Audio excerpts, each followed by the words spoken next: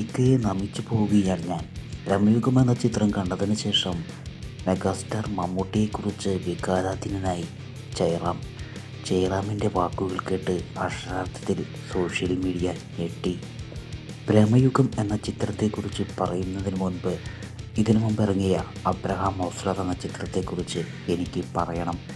ജയറാമിൻ്റെ വാക്കുകൾ ഇങ്ങനെ പോകുന്നു: ആ ചിത്രത്തിലേക്ക് മമ്മൂക്ക ഞാൻ വിളിച്ചപ്പോൾ ഓടി വന്നു.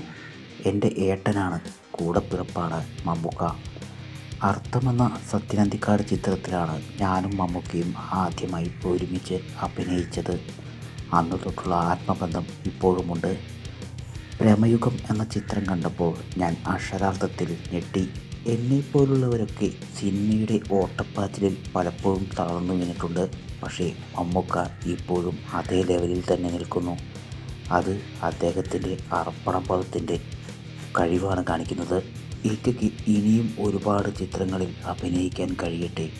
ഞങ്ങളെപ്പോലുള്ളവർക്ക് ഒരു മാതൃകയും ഒരു റോൾ മോഡലുമാണ് ഇക്ക എന്ന് പറഞ്ഞുകൊണ്ട് ജയറാം തൻ്റെ വാക്കുകൾ അവസാനിപ്പിച്ചു.